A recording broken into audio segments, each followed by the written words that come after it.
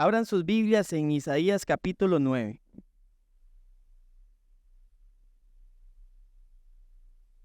Isaías capítulo 9, y vamos a leer de los versículos del 1 al 7. Isaías capítulo 9, versículos del 1 al 7, y dice así la palabra del Señor. Pero no habrá más melancolía para la que está en angustia. Como en tiempos pasados, él trató con desprecio a la tierra de Zabulón y a la tierra de Neftalí, pero después la hará gloriosa por el camino del mar al otro lado del Jordán, Galilea de los gentiles. El pueblo que andaba en tinieblas ha visto gran luz. A los que habitaban en tierra de sombra de muerte, luz ha resplandecido sobre ellos. Multiplicaste la nación, aumentaste su alegría. Se alegran en tu presencia como la alegría de la cosecha, como se regocijan los hombres cuando se reparten el botín. Porque tú quebrarás el yugo de su carga, el báculo de sus hombros y la vara de su opresor, como en la batalla de Madián. Porque toda bota que calza el guerrero en el fragor de la batalla y el manto revolcado en sangre serán para quemar combustible para el fuego. Porque un niño nos es nacido, un hijo nos ha sido dado, y la soberanía reposará sobre sus hombros. Y se llamará su nombre Admirable Consejero, Dios Poderoso, Padre Eterno, Príncipe de Paz. El aumento de su soberanía y de la paz no tendrán fin sobre el trono de David y sobre su reino, para afianzarlo y sostenerlo con el derecho y la justicia, desde entonces y para siempre. El celo del Señor de los ejércitos hará esto. Vamos a orar juntos. Padre, gracias. Gracias una vez más por tu preciosa obra, por tu plan eterno de redención, por tu venida, muerte, sepultura, resurrección y ascensión a la diestra del Padre. Gracias, Padre, porque podemos abrir tu palabra y recordar y meditar esta preciosa promesa que hiciste y que cumpliste por medio de Cristo y que sabemos que cumplirás, Señor, hasta el fin de los tiempos. Por favor, abre nuestros ojos para ver las maravillas de tu ley y que podamos deleitarnos y gozarnos y alabarte, Señor, por lo que tú eres, lo que has hecho y por lo que hoy somos gracias a ti, en Cristo Jesús. Amén y amén. Bien, la promesa que acabamos de leer, hermanos, que fue hecha unos 730 años antes de la venida de nuestro Señor Jesucristo, era segura. Era gracia prometida, y lo que vemos hoy, después de obviamente los eventos transcurridos, después de la venida de nuestro Señor Jesucristo, es gracia cumplida. Y quisiera comenzar preguntándole a los chicos que hoy también están acá arriba, lo siguiente: chicos y chicas, ¿qué es una promesa? Vamos a ver cómo andan en español. ¿Qué entienden por promesa? Mati. Algo que uno dice que va a hacer y lo cumple. Muy bien. ¿Alguien le agregaría algo a la definición que dio Mati? Está bastante completa, ¿verdad? Muy bien. Excelente, Mati. Es algo que uno dice o algo que uno dice que va a hacer o que va a dar, y obviamente con la promesa, o más bien con la expectativa de la otra persona de que uno lo va a cumplir. Ahora, ¿cómo nos sentimos, chicos y chicas, cuando nos prometen algo y no nos los cumplen? ¿Qué sentimos? No todos.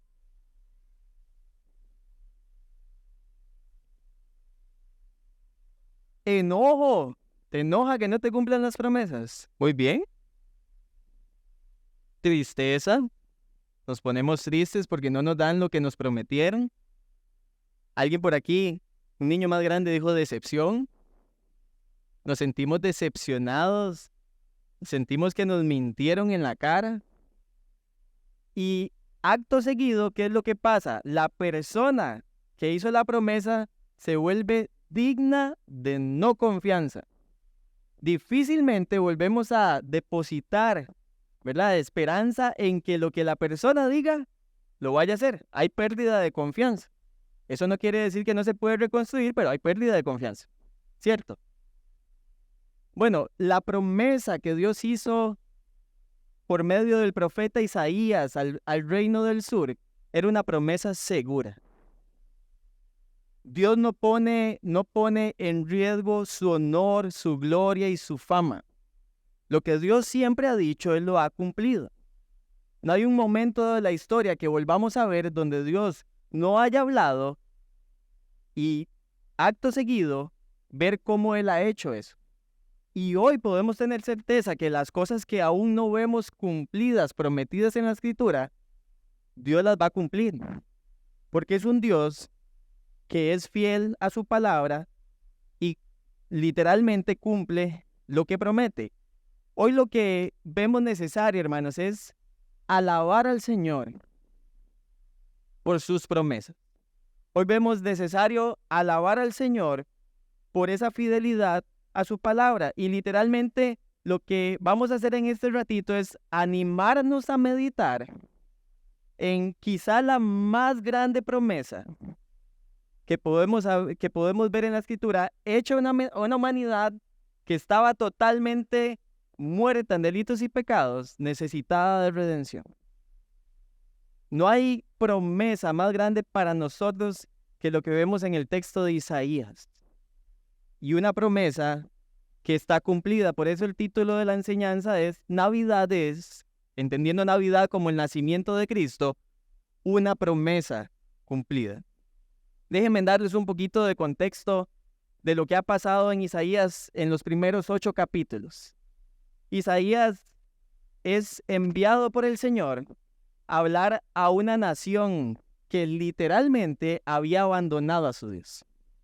Una nación que había ido en pos de otros dioses, a adorar otros dioses, olvidándose del Dios que los sacó de Egipto, de sus promesas y de su pacto también, olvidándose de su ley para cumplirla. Y estas personas que empezaron a adorar falsos dioses, literalmente se degradaron espiritualmente, cayeron en un estado de oscuridad espiritual. Y vemos a Dios recriminándole en los primeros 2 capítulos, ustedes literalmente me abandonaron, dejaron de cumplir mi palabra, dejaron de hacer justicia y juicio, dejaron de atender al pobre, a la viuda, al huérfano. Y Dios está arremetiendo contra su pueblo porque se habían olvidado de Él, habían rechazado sus advertencias, y el veredicto de parte de Dios para el pueblo por medio de Isaías era culpables. Culpables delante de Dios. Y el mensaje y la pena por precisamente esa desobediencia era destrucción, oscuridad y esclavitud. Una de las cosas que pocas veces tal vez pensamos es por qué a raíz de esta desobediencia, tanto del reino del norte como del reino del sur, porque ya la monarquía estaba dividida, por qué por medio de la desobediencia de esta nación tenían que ser llevados en cautiverio. Y lo que muchas veces olvidamos es que Dios en Deuteronomio 28, cuando les da las bendiciones y las maldiciones del pacto, las bendiciones si cumplían la ley y las maldiciones si no lo cumplían, dentro de las maldiciones estaba que iban a ser llevados por una nación extranjera, junto con el rey que estuviera en ese momento puesto por Dios, y que literalmente iban a ser esclavos en esa nación. Dios se los había anticipado. Esto al pueblo no lo toma por sorpresa. Y literalmente Isaías, aunque está hablando al reino del sur, le toca ver eso en el reino del norte, con el rey Peca, en ese momento. Se llamaba Peca. No es que el rey pecaba, bueno, también pecaba, pero se llamaba Peca. Literalmente en el reino del norte, el rey Peca, que hizo lo malo delante de los ojos de Dios, y en el reino del sur, por medio de la dinastía de David, también el rey Acaz, haciendo lo malo delante del Señor. Y en ese momento histórico es en el que nos situamos en Isaías 9, donde ya el reino del norte había sido invadido por Asiria. Ya habían tenido sus primeras conquistas asirias sobre el reino del norte, no habían sido totalmente deportados, pero sí ya habían sufrido la afectación de la invasión de estos paganos y perversos asirios. Y el reino del sur no se quedaba atrás, porque aunque hicieron una alianza con el rey de Asiria para precisamente librarse del reino del norte, de los sirios que tenían por capital Damasco, aunque hacen esa alianza, no se libran de ser despojados por los asirios. Tuvieron que entregar los tesoros del templo, de la casa real. Fueron despojados también. Y todo porque este hombre, Acaz, el rey del reino del sur, yo sé que es mucha información, pero es importante, no quiso escuchar la palabra de Dios por medio del profeta Isaías. Dios había enviado a Isaías al rey Acaz para recordarle que él pertenecía a la casa de David, que el pacto davídico estaba seguro, que Dios no iba a faltar a la promesa de cumplir su pacto hecho con David en 2 de Samuel 7, que no tenía por qué ir a hacer alianza con los asirios, que debía confiar en su Dios y no en el poderío de las otras naciones. Acá no lo quiso escuchar. Y acto seguido, las consecuencias. La única razón por la que en el 722 a.C. Judá no fue cautivo como sí lo fue Samaria, que era el reino del norte, fue por el pacto que Dios había hecho con David, no porque no habían pecado igualmente delante de Dios. Y es la única razón por la que vemos que estas personas no fueron deportadas. Y en medio de esa situación que Dios le está mostrando a Isaías un hombre piadoso, Isaías parte de esa remanente que viene desarrollando capítulo 5 y que va a mostrar en su máximo esplendor capítulo 10.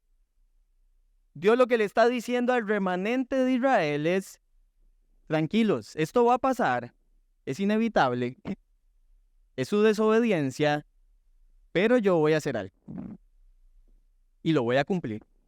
Voy a prometer algo y lo voy a cumplir.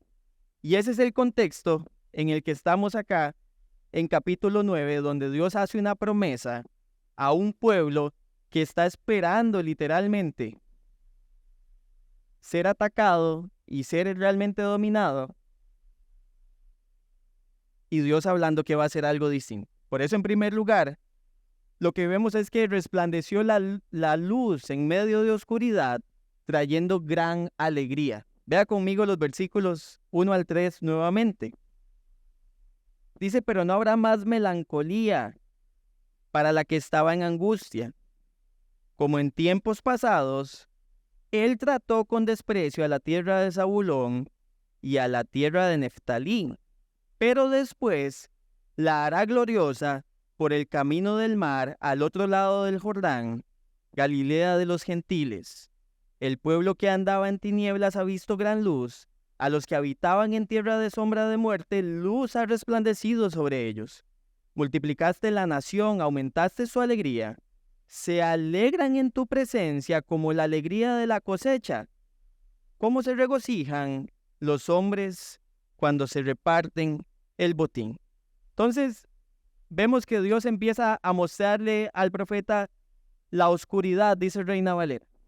Nueva Biblia de las Américas dice la melancolía, quiere decir la tristeza que estaban experimentando producto del juicio ya declarado contra ellos, de la situación política y social que estaban experimentando de forma permanente.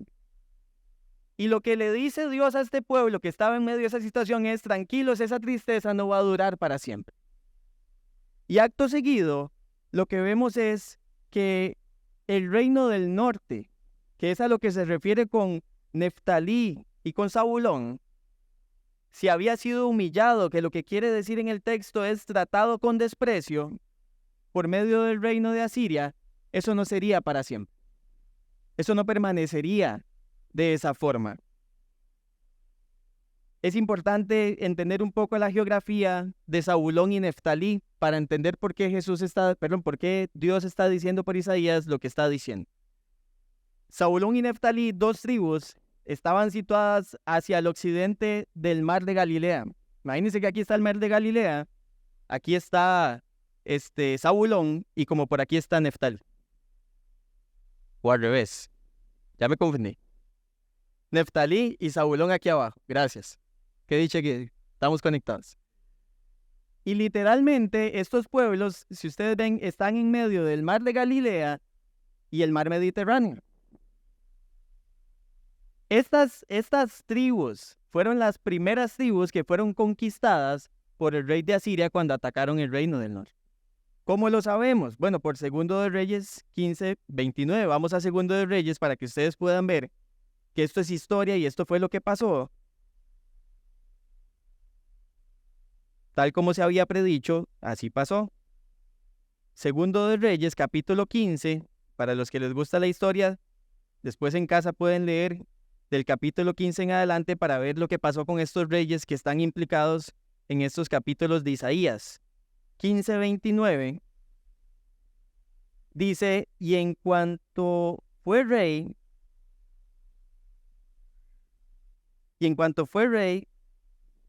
perdón, estoy en Primero de Reyes. Disculpen. Versículo 29. En los días de Peca, rey de Israel, reino del norte, vino Tiglat-Pileser, rey de Asiria, y tomó Hijón, Abel Bet-Maaca, Janoa, Sedes, Hazor, Galaad y Galilea, en toda la tierra de Neftalí, y se los llevó cautivos a Asiria.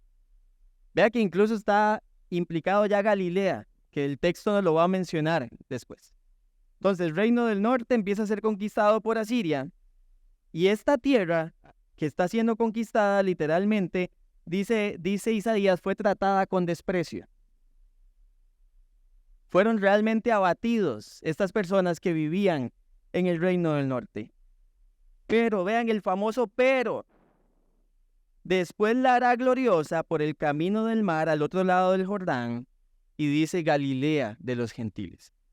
Entonces, lo que vemos es que Dios no dejaría en ese estado en el que estaba esta tierra, producto de la invasión de Asiria, Dios la iba a hacer gloriosa un día. Y obviamente sabemos por el Nuevo Testamento que iba a ser gloriosa porque nuestro Señor Jesucristo iba a iniciar su ministerio ahí mismo, en Galilea de los gentiles. Vamos un momento a Mateo 4. Y ya empezamos a ver que esta promesa fue cumplida y que esta luz resplandeció. Mateo capítulo 4. Y vamos a ver desde el versículo 12. Y este es Mateo contándonos el inicio del ministerio público de nuestro Señor Jesucristo. Cuando Jesús oyó que Juan había sido encarcelado, Juan el Bautista, regresó a Galilea. Saliendo de Nazaret, fue a vivir en Capernaum, que está junto al mar, en la región de Zabulón y de Neftalí, para que se cumpliera lo que fue dicho por medio del profeta Isaías cuando dijo, tierra de Zabulón y tierra de Neftalí, camino del mar al otro lado del Jordán, Galilea de los gentiles. El pueblo asentado en tinieblas vio una gran luz, y a los que vivían en región y sombra de muerte, una luz les resplandeció. Versículo 17. Desde entonces Jesús comenzó a predicar, arrepiéntanse, porque el reino de los cielos se ha acercado. Y vemos a Dios literalmente cumpliendo su promesa, haciendo que esta tierra ahora sea gloriosa porque nuestro Señor Jesucristo inicia su ministerio ahí. Y la luz que vino al mundo empieza a brillar en medio de esa melancolía, en medio de esa oscuridad, en medio de un pueblo que estaba en tinieblas. La luz que vino al mundo Vean que dice Galilea de los gentiles. Si usted lee de ahí para atrás la escritura en orden cronológico, va a ver como en 2 de Reyes 15 la palabra Galilea, ya existía Galilea. Pero es Isaías el que nos da a conocer el nombre Galilea de los gentiles. Y lo mismo repite Mateo. Ahora, lo interesante de esto es que obviamente estas naciones que invadieron estas zonas después fueron pobladas por gentiles. Y obviamente un poquito más al norte de Israel estaba Siria, toda esta zona estaba poblada por gentiles. El reino del norte que fue deportado y que no regresó nunca por completo a su tierra, como si el del sur, se mezcló con gentiles y ya no eran israelitas puros de raza. Ahora eran una mezcla, eran gentiles. Por eso los samaritanos en tiempos de Jesús eran considerados como perros, porque estaban mezclados con gentiles. Y Jesús viene ahí y hace glorioso ese camino del mar. E inicia su ministerio. Y esa luz resplandeció, según Mateo 4:17, bajo un mensaje que decía: arrepiéntanse porque el reino de los cielos se ha acercado. Y una luz de esperanza en medio de la oscuridad brilla con un mensaje, con un llamado al arrepentimiento. Luz en medio de oscuridad. Solo porque al Señor le plació prometerlo y le plació empezar a cumplirlo, como lo estamos viendo en el libro de Isaías. Ahora, continuemos ahí en Isaías. Dice: el pueblo que andaba en tinieblas ha visto gran luz, a los que habitaban en tierra de sombra de muerte, luz ha resplandecido sobre ellos. Ahora, aquí hay un detalle importante a resaltar. ¿Por qué Dios decide que su Hijo inicie su ministerio en Galilea y Samaria y no en Jerusalén y Judea? Es una buena pregunta que podemos hacernos y que tenemos que hacerle al texto. ¿Por qué Dios quiso empezar ahí en Galilea? Y al llamarle Galilea a los gentiles, lo que podemos ver es que Dios desde ya Isaías estaba mostrando su intención de que Él no solo venía a predicar arrepentimiento a la nación de Israel, Él venía a predicar arrepentimiento a todo el mundo. Y los gentiles estábamos ahí. Y gloria a Dios por eso. Su plan no era la nación solamente, su plan era el mundo entero. Y obviamente por medio del camino que iba de Galilea hacia el norte, todos los pueblos gentiles podían llegar a escuchar de este glorioso Señor que había venido en cumplimiento de la promesa. Si usted está todavía en Mateo 4, y si no está, no se preocupe, yo lo leo para usted. Más adelante, en el versículo 23, vea lo que dice, 4:23, y Jesús iba por toda Galilea, enseñando en sus sinagogas, proclamando el evangelio del reino y sanando toda enfermedad y toda dolencia en el pueblo. Se extendió su fama, ojo, por todo Siria, y traían a él todos los que estaban enfermos, afectados con diversas enfermedades y dolores, los endemoniados, epilépticos, paralíticos, y él los sanaba. Y lo siguieron grandes multitudes de Galilea, Decápolis, Jerusalén y Judea, y del otro lado del Jordán. Todo el que escuchaba de la luz que había venido al mundo, quería venir a la luz. Tanto judíos como gentiles por igual, y el texto claramente nos deja ver eso. En Lucas 2, si va conmigo también, en Lucas capítulo 2, podemos ver claramente el propósito por el cual, o uno de los propósitos que nos muestra claro de por qué el Señor vino. Lucas 2:32.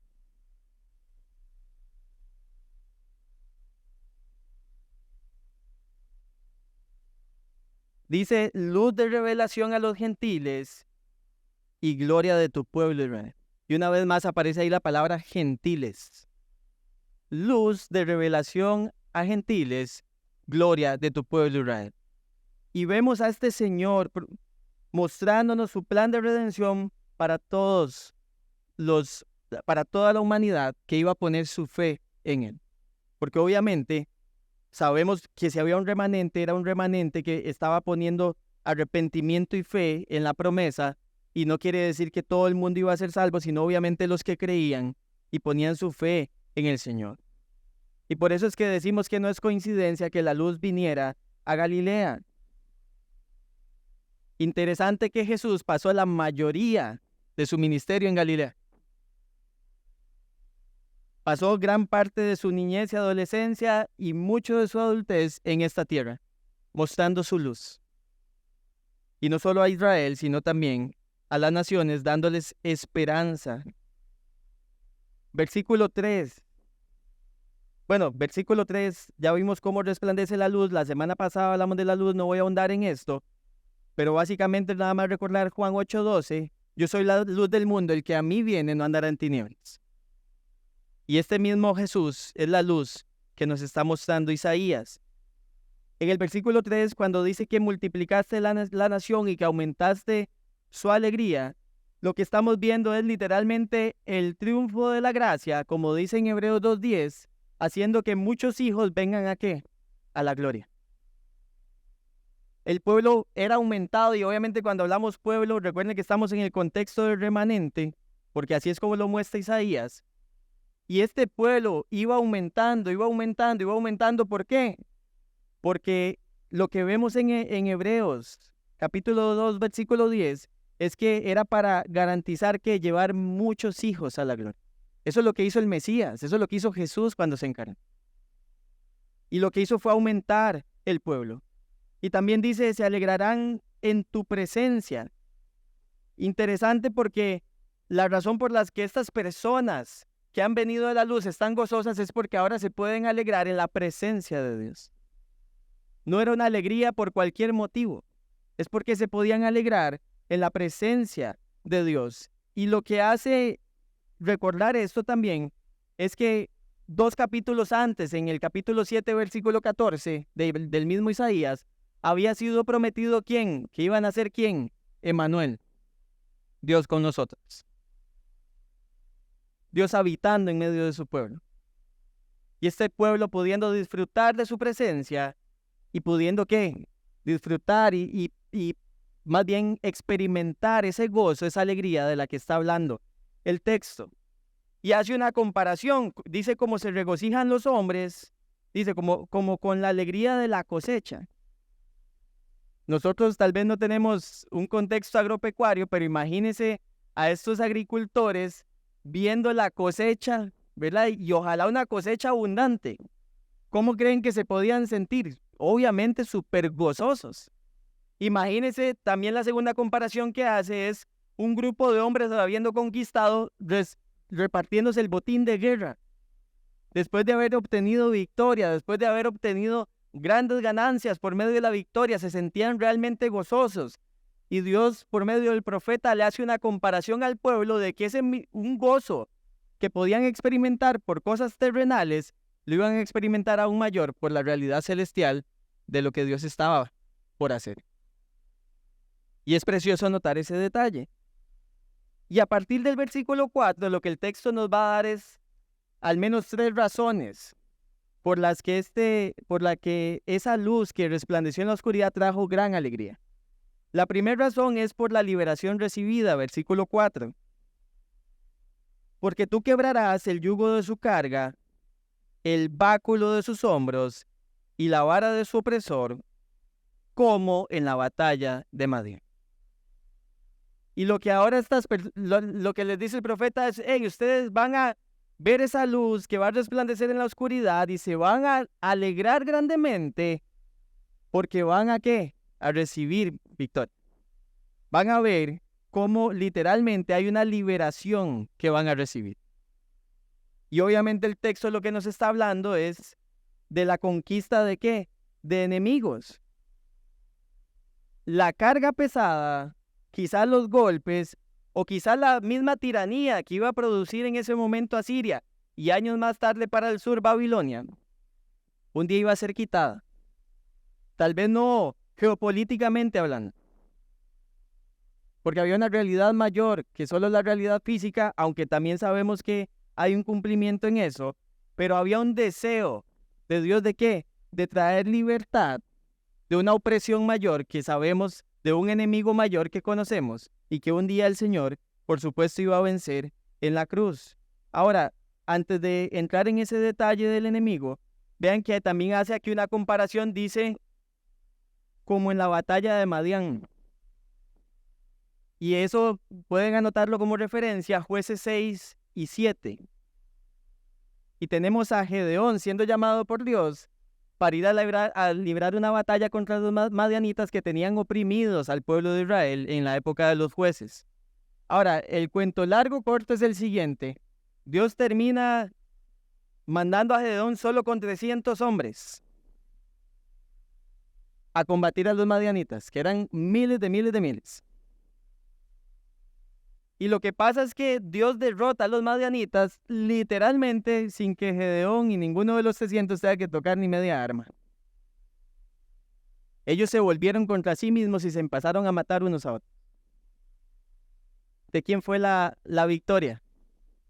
Del Señor. Completamente. Completamente del Señor. No hubo intervención humana que hiciera posible la liberación de los madianitas. Fue el Señor el que decidió rescatar a su pueblo de esa opresión. Y es exactamente lo que vemos por medio de esta promesa. Cuando vemos a Cristo encarnado, vemos a Satanás dando su mejor golpe, ¿haciendo qué? Que la muerte viniera sobre el Mesías. Pero aunque ese fue su mejor golpe, no lo pudo contener. Y quedó, por medio de ese golpe, quedó derrotado en la cruz. Y el Señor se encargó no solo de aniquilar, o más bien de vencer a Satanás, sino que venció el pecado y también venció la muerte. Y quedó derrotada solo por su voluntad el enemigo de nuestras almas. Y en este texto lo que podemos ver también es que sí, esa opresión que teníamos también a nosotros nos fue quitada solamente por la gracia del Señor. Y es una realidad que podemos ver por medio de la promesa. Y también lo que podemos ver es que recibieron, o más bien que ese gozo, ese gran gozo que podían experimentar era por la paz recibida. Versículo 5 lo que habla es literalmente de cómo estos hombres quemaron algunos artículos de guerra. Y la pregunta es, si usted quema algo que utilizó en la guerra, ¿es por qué? Porque ya no lo necesita.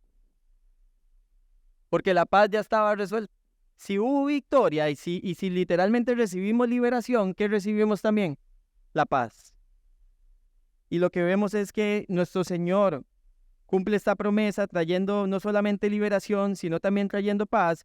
Y la tercera razón por qué es de gran alegría esta luz en medio de la oscuridad es porque el Hijo nació.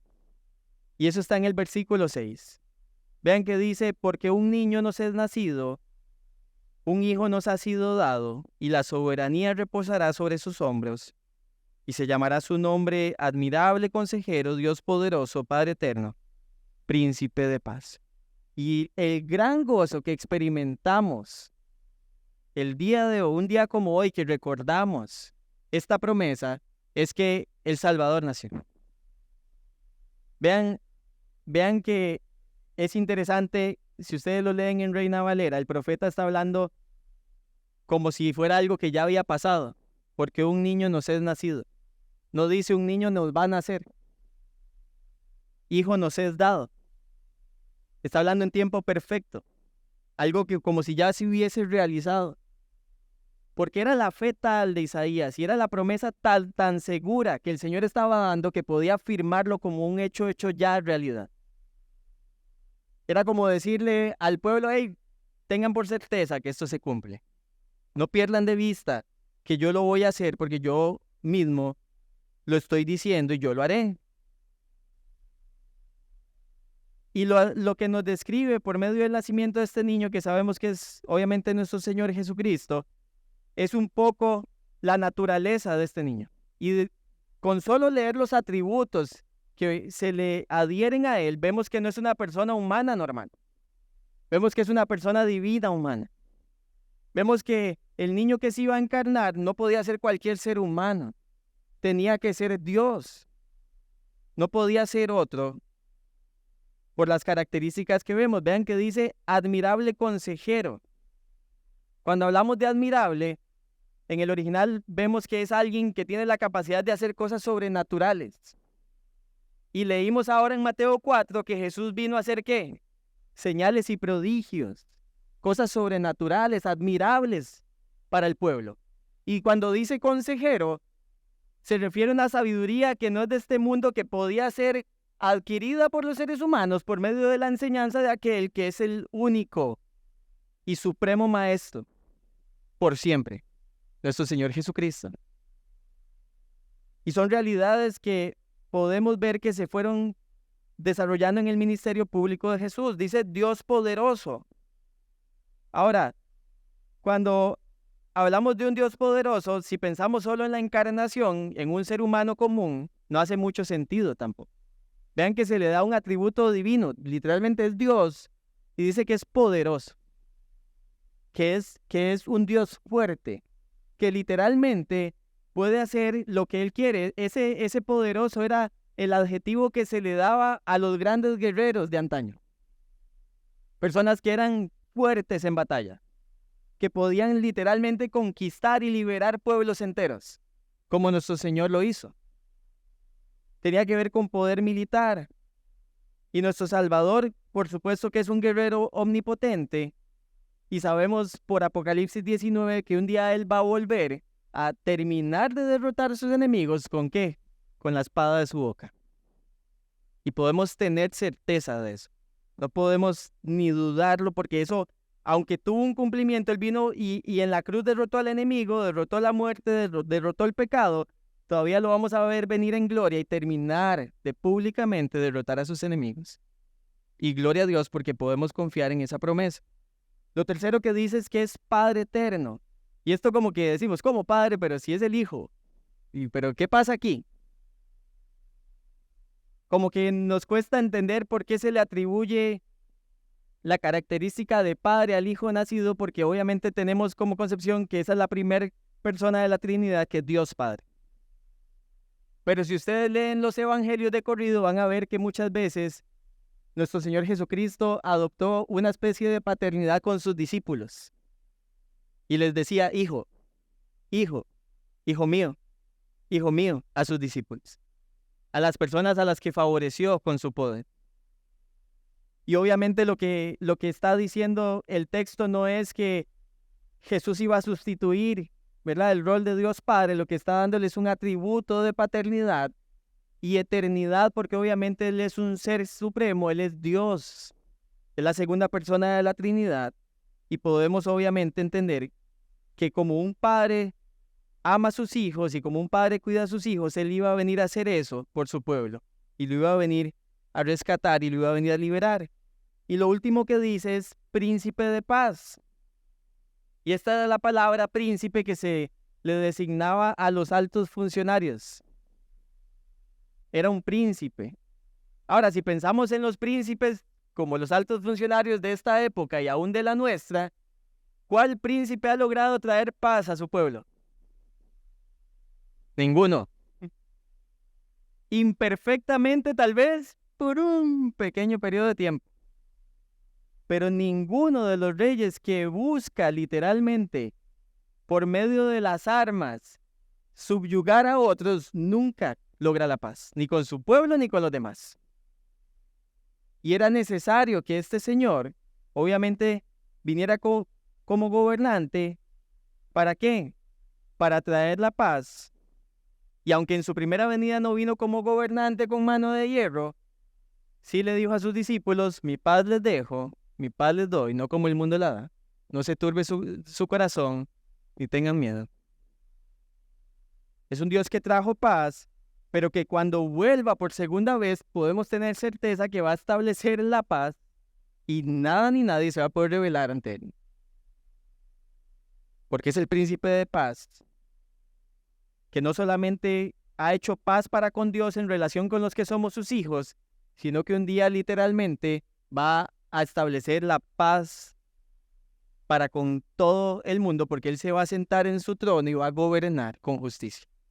Y podemos tener certeza de eso. Y por eso es que decimos que resplandeció la luz en medio de la oscuridad, trayendo alegría.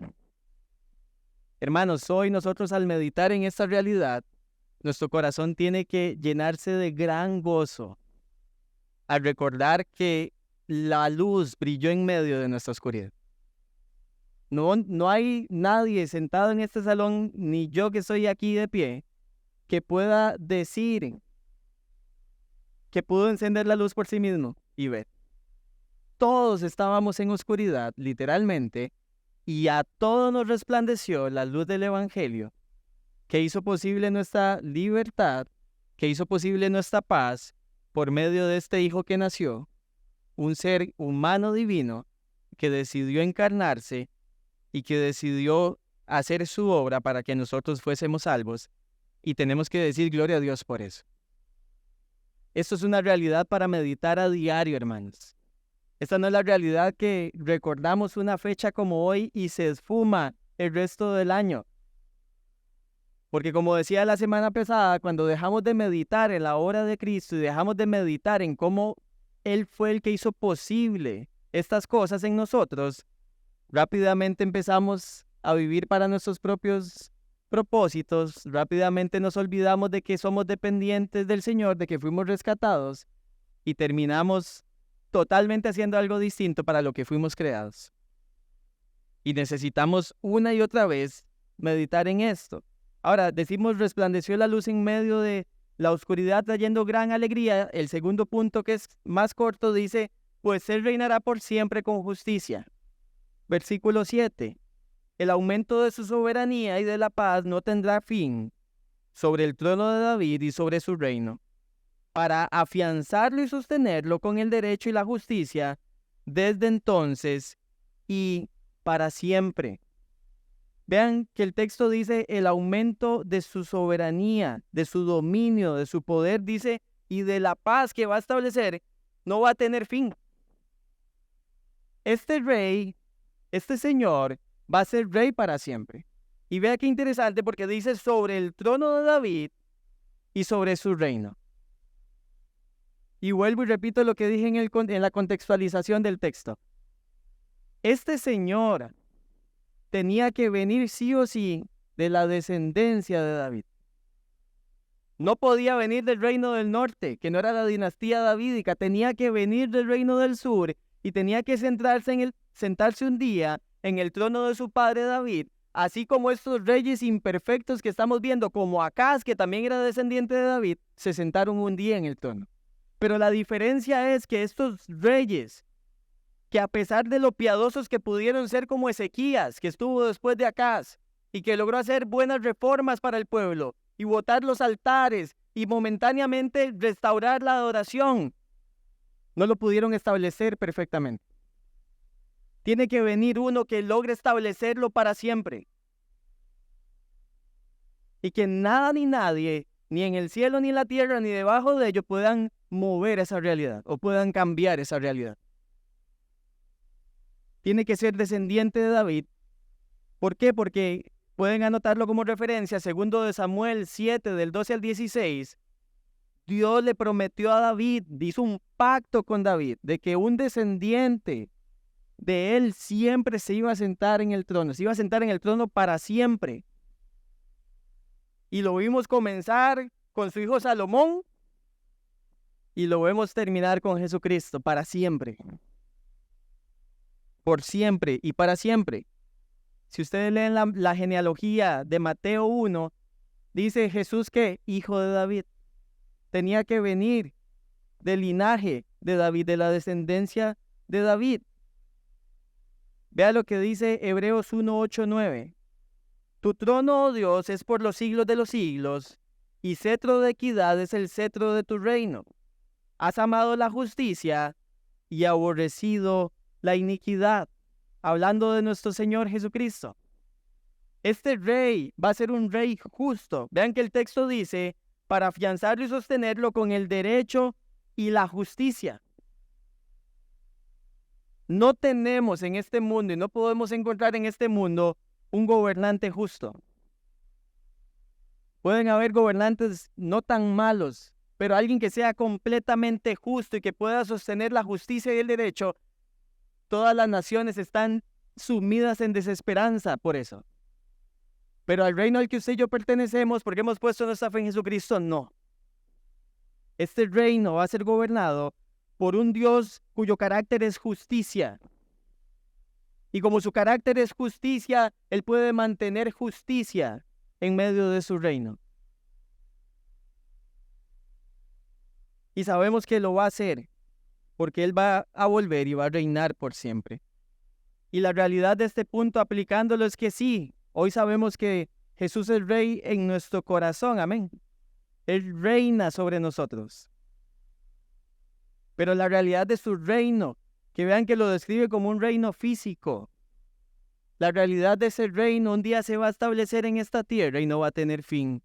Él va a reinar por siempre. Y todas las personas que lo han rechazado y todos los que han levantado su mano contra el Señor van a tener que arrodillarse y van a tener que someterse y no hay nada que van a poder hacer para sublevarse contra este Rey. Y esa es la realidad, porque hay verdadera justicia, porque el Rey es justo.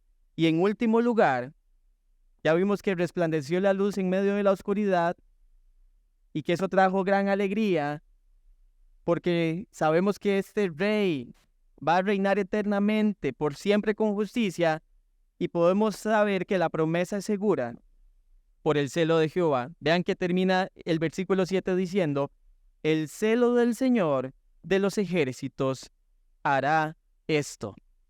Y si yo me pusiera en los zapatos de Isaías, después de que yo escucho toda la promesa hecha por el Señor, lo que le está revelando, yo en mi humanidad incrédula hubiera dicho, ¿y qué me asegura a mí que esto va a pasar así? Y Dios ni siquiera permite que Isaías le haga la pregunta, él mismo le aterriza a él la profecía diciéndole, el celo de Jehová hará esto. Isaías no podía dudar de que lo que Dios estaba prometiendo lo iba a cumplir porque su celo hacía segura la promesa. El celo es esa pasión, hermanos, ese fervor por realizar lo que se ha dicho. Y obviamente el celo de nuestro Señor es incomparable. El celo por la gloria de su Hijo es incomparable. De nuevo, Dios no va nunca a poner en riesgo su gloria. Nunca va a negociar con su gloria. Él lo iba a hacer porque obviamente esto trae gloria a su nombre y trae beneficio a seres humanos que estamos hoy redimidos por gracia. Recordar esta promesa tiene que ayudarnos, hermanos, a confiar en nuestro Señor, a recordar esta realidad con el propósito de ¿qué? De poder vivir una vida que vaya consecuente a ella. Ya lo vuelvo a repetir una y otra vez porque no quiero que nunca se malentienda. No vivimos una vida piadosa para ganar la salvación y el favor de Dios, no. Como hemos ganado la salvación y el favor de Dios, nos disponemos a vivir de una forma digna de lo que Él hizo, porque le pertenecemos, porque somos suyos, porque nos ha habilitado para poder vivir a la luz de esa realidad, a la luz de la realidad de una promesa cumplida y que tiene ecos futuros de cosas por venir que se van a cumplir, solamente porque Él así lo quiere. Yo le invito a que cuando usted hoy esté en familia, porque probablemente en nuestra tradición humana, algunos van a celebrar cumpleaños, algunos van a celebrar en familia, van a aprovechar la ocasión para reunirse. Yo le animo, hermano y hermana, que donde quiera que usted vaya a estar, tome un momento con su familia para meditar en esto que acabamos de ver hoy, en la promesa que el Señor cumplió, que tome un momento para meditar en el carácter de este Dios que se hizo hombre, que tome un momento para meditar en cómo usted fue y cómo yo fui sacado de las tinieblas a la luz, que tomen un momento para enseñarle a sus hijos, tanto los que ya conocen al Señor y están en la fe y los que todavía no han profesado la fe, que tomen un momento para poderles recordar esta realidad que hoy tenemos, porque la Biblia obviamente nos deja verlo. Tome un momento para adorar en familia y exaltar al que es la razón por la cual el mundo se detiene. Saben, no hay nada más contracultural que pararse en la mesa de una familia y decir, déjenme recordarles por qué estamos hoy reunidos. Eso es lo más contracultura que usted puede practicar hoy. En familia siempre podemos estar. Cualquier ocasión es buena. Los cumpleaños reúnen a la familia, pero una fecha como hoy debería reunirla para poderle mostrar. Y algo no menos importante que nunca vamos a poder dejar pasar y decir, es que no pierda la oportunidad de hacerle ver a la gente que la Navidad es una promesa cumplida. La gente que no conoce a Cristo. Puede que estén en el seno de su hogar, puede que estén a la par de su casa, puede que estén en su familia extendida. No se pierdan la bendición de recordarle a las personas que hoy están en oscuridad que hay una luz que brilla y que puede resplandecer también en sus corazones y que les puede traer a vida. Porque ellos necesitan esa esperanza. Y como les dije la semana pasada, el mejor regalo que usted le puede dar a alguien no es el regalo material que usted se esforzó en comprar, es una verdad que cambie la eternidad de las personas, solamente por la gracia y la fe que están en Jesucristo. Padre, te agradecemos por este tiempo, gracias por permitirnos disfrutar tu palabra, Señor. Qué hermoso es ver cómo esto es una historia, Señor, completa, una historia de redención, donde a pesar de la imperfección de reyes, de la imperfección de hombres y mujeres, tú te propusiste salvar. Y así lo has hecho, y gracias, Señor. Permite que nuestros corazones rebosen de gratitud, estallen en adoración, en exaltación a tu nombre. Que nuestras familias hoy, Señor, se gocen, tomen un momento para gozarse y poder decir con sus labios cómo hoy pueden adorar y agradecer a este único Dios verdadero, a este único Señor y Salvador. Que hoy en el seno de nuestros hogares, Padre, podamos practicar la piedad, que hoy podamos con gratitud, Señor, vivir a la luz de esta realidad. Ya hemos sido hechos libres, Señor. Si alguien se siente esclavo, Señor, está esclavizado por su pecado, por alguna otra realidad, recuérdale hoy que tú viniste para traer libertad y que tu sacrificio es efectivo, Señor. Y permítele ver que eso es lo que puede empezar a vivir de hoy en adelante, para que hoy podamos agradecer esa paz que tenemos para contigo, una paz que el mundo no da, que hoy podamos realmente meditar en lo que es tener un admirable consejero, un Dios fuerte, un Padre eterno, un príncipe de paz, y que todas estas cosas, Señor, resulten en la exaltación de tu nombre y en el conocimiento de tu nombre para aquellos que no te conocen. Te pedimos estas cosas en Cristo Jesús. Amén y amén.